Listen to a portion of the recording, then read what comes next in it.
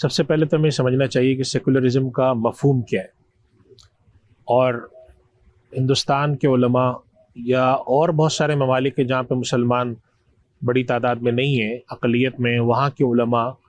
Secularism کا جو مطالبہ کرتے ہیں اس سے ان کی مراد کیا ہے۔ سیکولرزم کا جو تصور ہے، بہت ساری ڈیبیٹ ہے اس میں، جیسے ڈاکٹر ذیشان صاحب نے بھی فرمایا کہ یہ مختلف اس کے معنی مفاہیم بیان کر دیتے ہیں، لیکن اس کا ایک اصل تصور ہے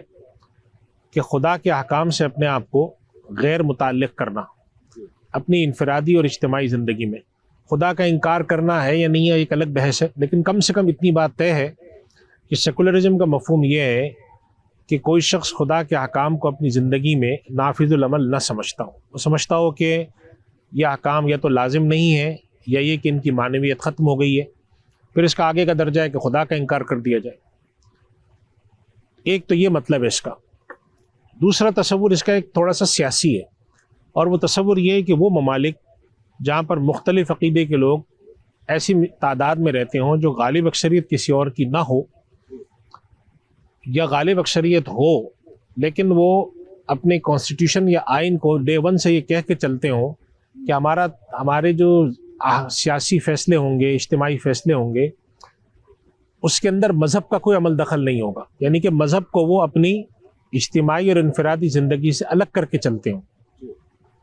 تو وہاں پر جب علماء یہ مطالبہ کرتے ہیں، جیسے ہندوستان میں یا دنیا کے اور ممالک میں، وہاں پر اگر یہ مطالبہ کرتے ہیں کہ وہاں سیکولرزم ہو، تو اس سے مراد یہ نہیں ہوتا کہ خدا کا انکار کیا جائے یا مسلمان بھی اپنی زندگی کے اندر خدا کو لا تعلق کریں، یہ مطالبہ نہیں ہوتا ان کا، بلکہ ان کا مطالبہ یہ ہوتا ہے کہ اس ملک کے اندر جتنے بھی مذاہب کے لوگ آباد ہیں ان کو اپنے انفرادی معاملے میں اور کسی حد تک اپنے اجتماعی معاملے میں اپنے مذہب پر عمل کرنے کی آزادی ہونی چاہیے، اور اگر کوئی مذہبی اقدار ہیں جو ان کے یہاں ہیں یا ان کے مذہبی قانون سے متعلق کچھ فیصلے ہیں تو اس کے اوپر وہ عمل کرنے کی ان کو اجازت ہو۔ یہ اصل مطلب ہے ان علماء کے مطالبے کا۔ چنانچہ جو اگر آپ خاص طور پہ بھارت کے حوالے سے اگر آپ دیکھیں کہ مسلمانوں کی سب سے بڑی تعداد اس وقت جو دنیا میں کہیں ہے تو غالباً وہ بھارت میں سب سے زیادہ مسلمان آباد ہے، تو وہاں کے علماء جو مطالبہ کرتے ہیں سیکولرزم کا، تو اس سے مراد ان کی یہ نہیں ہوتی کہ وہ کہتے ہیں کہ ہم خدا کا انکار کر دیں یا اپنی زندگی میں سے مذہب کو نکال دیں، بلکہ ان کا مطالبہ ہوتا ہے کہ سیاسی نظام کے طور پر وہاں پر سیکولرزم، جو کہ ان کا آئین اس بات کی ضمانت دیتا ہے کہ وہاں پر جو اجتماعی فیصلے ہوں گے وہ مذہب کی بنیاد پر نہیں ہوں گے۔ اور دوسری ایک اور بات بھی اس میں بڑی اہم بات ہے کہ اگر فرض کریں کہ کوئی ملک مذہبی بنیاد پر بھی قائم ہوتا ہے، یعنی کہ جیسے پاکستان مذہبی بنیاد پر قائم ملک ہے، مسلمانوں کا ملک ہے،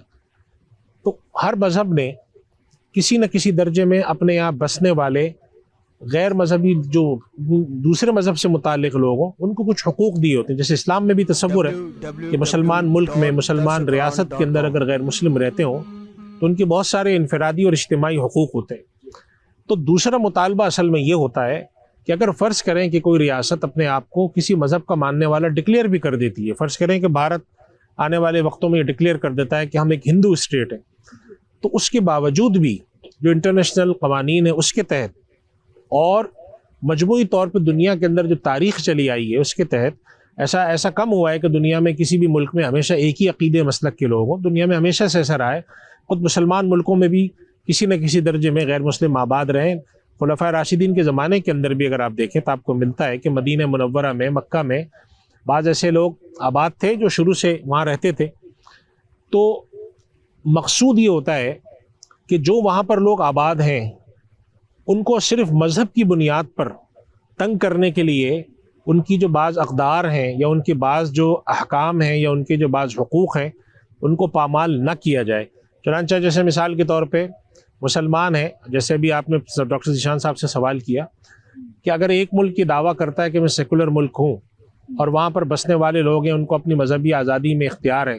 تو اب اگر وہاں کے لوگ اپنی مذہبی آزادی کی بنیاد پر کوئی اپنی انفرادی زندگی بسر کرتے ہیں تو وہاں پہ بسنے والوں کو اس پر اصولاً اعتراض نہیں ہونا چاہیے، اور اگر ان کو اعتراض ہے تو پھر وہ اپنے سیکولرزم کے دعوے سے دستبردار ہوں۔ یہ تو نہیں ہو سکتا کہ کوئی یہ دعویٰ کرے کہ ہم سیکولر ہیں، بھائی میں ہی مانا، ہم یہ نہیں کہہ رہے کہ خدا کا انکار کرنے والے، لیکن کم سے کم اس معنی میں سیکولر ضرور ہیں کہ ہم اپنی انفرادی اجتماعی زندگی میں مذہب کا دخل غیر ضروری سمجھتے ہیں۔ اب اگر آپ غیر ضروری سمجھتے ہیں اور کوئی آدمی اپنے مذہب پر عمل کر رہا ہے اور وہ اپنے انفرادی طور پہ کر رہا ہے تو آپ کی نظر میں وہ آدمی قابل اعتراض نہیں ہونا چاہیے۔ اسی وجہ سے ایک اور سوال ہے جو کہ غالباً ہمارے موضوع سے متعلق نہیں ہے، تھوڑا سا دوسرا قسم کا سوال ہے کہ کیا دنیا میں واقعتاً سیکولرزم کا دعویٰ حقیقت بھی ہے یا نہیں ہے؟ تو ہم تو یہ سمجھتے ہیں کہ یہ دعویٰ جو ہے اس معنی میں حقیقت نہیں ہے کہ جہاں پر لوگوں کی ضرورتیں پیش آتی ہیں وہ اس کو انہوں نے موم کی ناک بنایا ہوا ہے، کبھی ادھر موڑ دیتے ہیں کبھی ادھر موڑ دیتے ہیں۔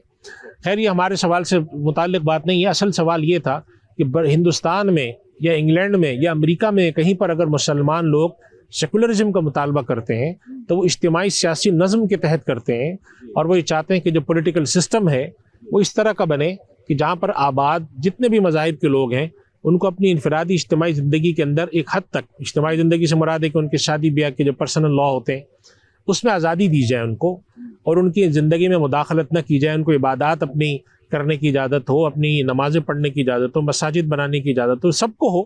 اگر ایک ملک سیکولر ہونے کا دعویٰ کر رہا ہے تو حقیقی معنوں میں وہاں پر ان چیزوں کی آزادی وہاں لوگوں کو ملے۔ یہ اصلاً مطالبہ ہے علماء کا۔ بعض دفعہ لوگ اس میں سوال کرتے ہیں کہ ہندوستان کے علماء یا دیگر ملکوں کے علماء سیکولرزم کو سپورٹ کیسے کرتے ہیں، تو اس سے مراد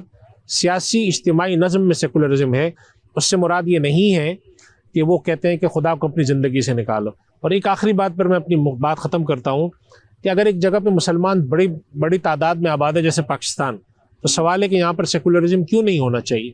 تو اس کی وجہ یہ ہے کہ اصلاً ہم نے اجتماعی طور پر یہ طے کیا ہے کہ ہمارے یہاں سیکولرزم نہیں ہوگا۔ ہمارا جو آئین ہے، ہمارا ملک ہے، مسلمانوں کا ملک، وہ قرآن و سنت کے احکام کے تحت چلے گا، اور قرآن و سنت کے احکام کے تحت اگر مسلمانوں کا ملک چلتا ہے اور مسلمان ڈکلیئر کر کے چلتا ہے اور یہاں پہ غیر مسلم آباد ہیں، تو یہ بات آپ ذہن میں رکھیے کہ غیر مسلم ایک مسلمان معاشرے میں زیادہ محفوظ ہوگا اگر وہ مسلمان معاشرہ قرآن اور حدیث کو نافذ کرے۔ اللہ کے رسول صلی اللہ علیہ وسلم نے یہ ذمہ داری قرار دی ہے مسلمانوں کی کہ ان کے پاس جو غیر مسلم امن کی حالت میں آباد ہیں ان کی جان مال کی وہ حفاظت کریں اور اس کا ذمہ اٹھائیں۔ اللہ کے نبی صلی اللہ علیہ وسلم نے اپنے بارے میں فرمایا کہ میں اس سے قیامت کے دن سوال کروں گا جو اس کی خلاف ورزی کرے گا۔ تو اس وجہ سے اگر ہم ان مفاہیم کو، ان چیزوں کو اپنے کریکٹ پرسپیکٹو سے دیکھیں تو بات بڑی واضح اور بڑی صاف ہو جاتی ہے کہ سیکولرزم سے کے مطالبے سے مراد بے دین ہو جانا یا دین کو اپنی زندگی سے نکالنا نہیں ہے، اجتماعی معاملات کے اندر سب کو اسپیس دینا اور سب کو جگہ دینا ہے۔